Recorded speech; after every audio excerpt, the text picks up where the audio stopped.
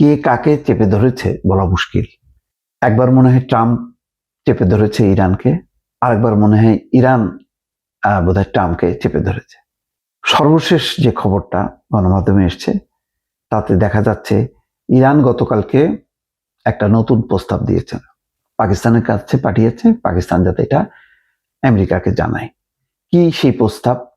এমন কি প্রস্তাব যে প্রস্তাবটা ইরান মনে করছে যে এই সংশোধিত প্রস্তাবটা যদি পাঠানো হয়, আমেরিকা যদি অ্যাকসেপ্ট করে, তাহলে আর যুদ্ধের মুখোমুখি হতে হবে না ইরানকে।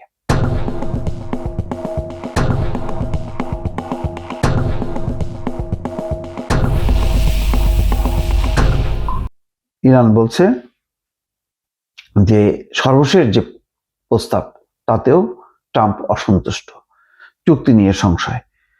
ট্রাম্প বলেছেন যুদ্ধ বন্ধে ইরানের দেওয়া সর্বশেষ প্রস্তাবেও তিনি সন্তুষ্ট নন। একই সঙ্গে ইরান আদৌ কোনো চুক্তিতে পৌঁছাতে পারবে কিনা তা নিয়েও সংশয় প্রকাশ করেছেন তিনি। হোয়াইট হাউসের সাউথ লনে সাংবাদিকদের বলেন, তারা একটা চুক্তি করতে চায়, কিন্তু আমি এতে সন্তুষ্ট নই। সর্বশেষ কোন বিষয়টা তিনি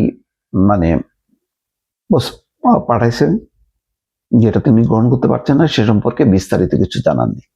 তবে তিনি ইঙ্গিত দিয়েছেন তেহরানের কর্মকর্তারা হয়তো কখনোই আলোচনার মাধ্যমে একটা স্থায়ী মীমাংসায় পৌঁছাতে পারবেন না।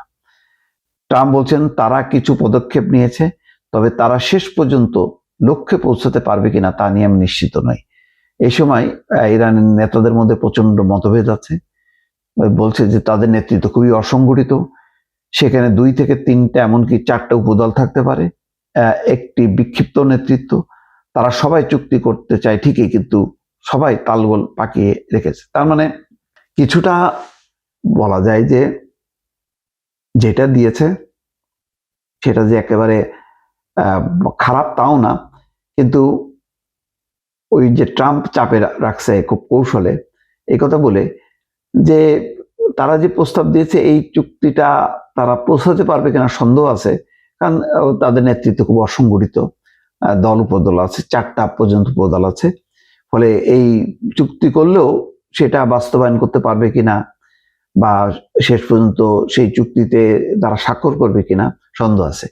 এই কথাবার্তা বলার মধ্য দিয়ে একটা বোঝা যাচ্ছে যে ট্রাম্প কিছুটা হজম করছে, হজম করে তারপর একটা চাপ রাখছে যাতে আরেকটু এগোনো যায়, এরকম একটা হয়তো কৌশল দিতে পারে। সেই জন্যই বলছে যে তাদের নেতৃত্ব খুব অসংগঠিত, তাদের মধ্যে দল উপদল আছে। তার মানে হয়তো ট্রাম্প চিন্তা করছে যে যেটা দিয়েছে তারা সেটাতে আমরা সই করা যায়, কিন্তু ওই যে তার মধ্যে ভয়ও আছে যে ইরান আবার সরে যায় কিনা। এই জন্য ইরানের নেতৃত্ব অসংগঠিত এই কথা বলে তারা যাতে তাদের সিদ্ধান্তে যাতে ঐক্যবদ্ধ থাকে সেটা হয়তো বলার চেষ্টা করছে। এটা হয়তো কূটনীতির নানা কৌশল খেলোয়াড়।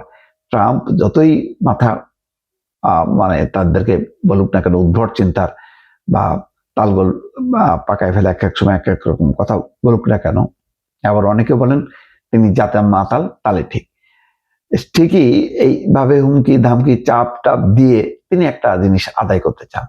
তো সর্বশেষ যেটা দিয়েছেন তাতে যদি সাথে সাথে সন্তোষ প্রকাশ করে, তাহলে ট্রাম্প হয়তো মনে করছেন যে এটা তাদের দুর্বলতার একটা বহিঃপ্রকাশ হতে পারে, ইরান হয়তো আবার বেঁকে যেতে পারে, সরে যেতে পারে।